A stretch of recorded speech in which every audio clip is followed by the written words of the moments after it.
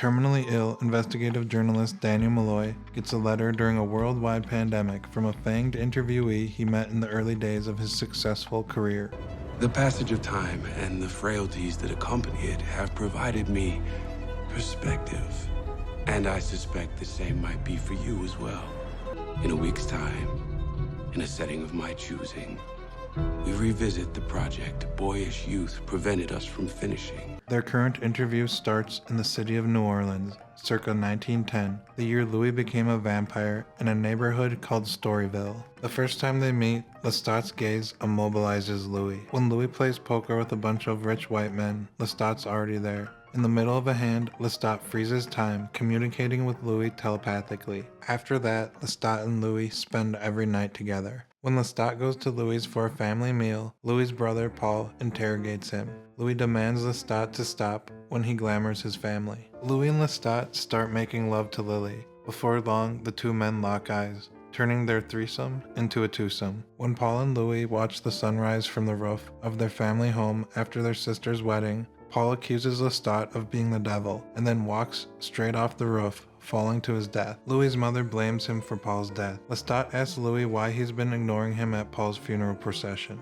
After Louis rebukes the craven vampire for disturbing his grieving family, Lestat goes mad with desire, telepathically calling out to him for days, slowly eroding Louis' walls of resistance. Louis goes to church, confessing to the priest that he laid down with the devil. Lestat suddenly shows up and rips the priest out of the confessional booth, draining him of blood, turning Louis into a vampire amidst the carnage. Lestat brings Louis on his first hunt. Louis craves the young soldiers flooding into New Orleans, but Lestat thinks it's a better idea to bring home a gullible traveling salesman. You don't bite the blood, you suck it. Yes, that's better. Good.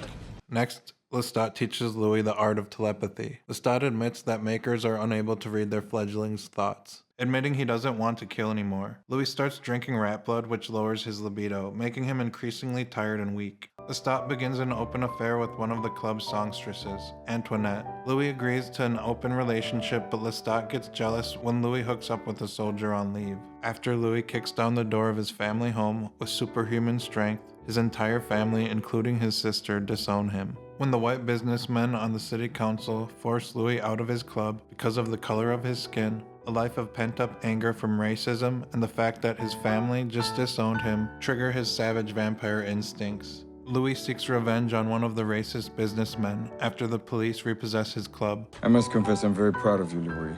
It goes against much of my teaching, but you managed to execute it with such aplomb. I didn't do it for me. I did it for my city, my people. So that torturous death was for your people? That garish display of his body like some public art piece was for your people? You did what you did because it gave you pleasure. Louis makes Lestat turn Claudia into a vampire when Louis brings her to their house on the brink of death. The white angel, he bit me right in the neck. And I thought, what a strange thing for an angel to do. And I realized what I thought was heaven was just some nice room. And what I thought were angels were really hell demons. Claudia takes on the role of Louis and Lestat's daughter. Claudia and Louis speak telepathically amongst each other, but Lestat can't join in since he's both of their makers. After Claudia kills a cop, she gets an insatiable lust for blood. When Claudia goes hunting on her own, she meets a young man named Charlie. Claudia's vampire instincts get the best of her, and she ends up draining Charlie when he takes her on a date. Charlie's death ushered in one of the darkest eras in our lives. The oh-so-delicate balance of our oh-so-delicate household was shattered. Claudia was a band-aid for a shitty marriage. Claudia creates a list of the last words of her victims. The 42 pages, if I remember correctly. Claudia doesn't dispose of the bodies properly, and they get washed ashore in stormy weather. Claudia rebelled because while Lestat and Louis had each other, she had no one to love romantically. Louis reflects on how Claudia's departure revealed the simmering pot of resentment between him and Lestat. Louis sends out telepathic thoughts of remorse in every direction, but Claudia shuts him out. Claudia meets another vampire who followed her from the last 5 colleges she visited after overhearing Louis' telepathic pleas for forgiveness.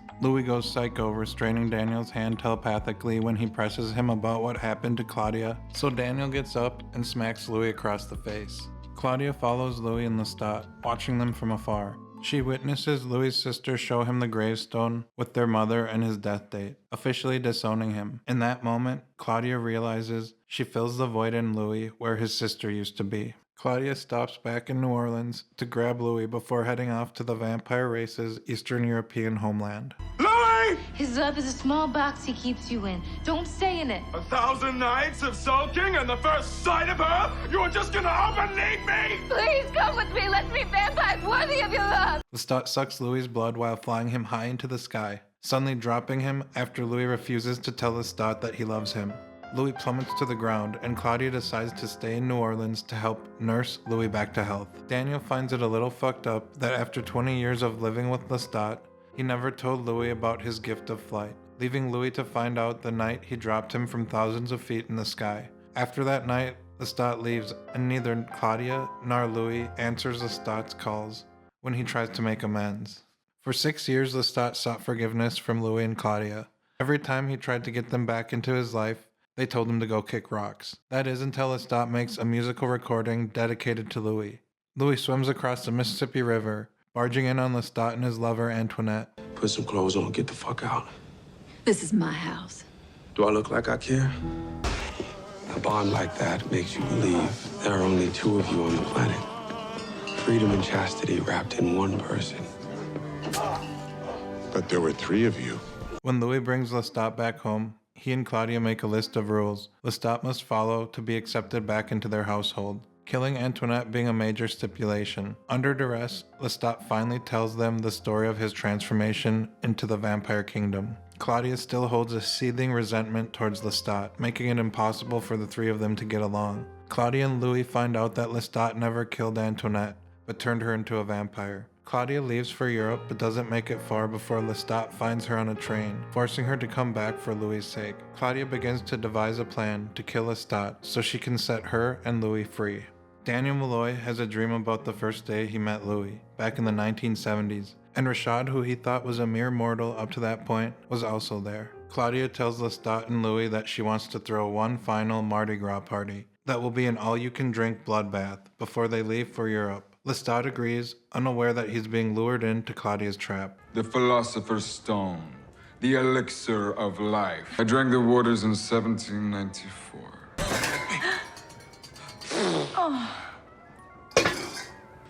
It's empty. Not for long, Tom. After finding out Antoinette discovered her original plan, Claudia slips the vampire poison into Tom's drink, knowing Lestat will take the bait because Tom insulted him earlier. Louis finishes off Lestat, his last words being, Put me in my coffin, Louis, Louis. Then Louis tells Daniel that next they got on a ship full of coffins. Daniel thinks there's a good chance that after Lestat got brought to the dump, he was able to nurse himself back to life from the large rats inhabiting the local dump. After Daniel calls Louis' whole story into question, Rashad reveals himself to be a powerful vampire. I protect him from himself, always have. Stopped him that night in San Francisco. You were there. I'd like you to meet the vampire Armand, the love of my life.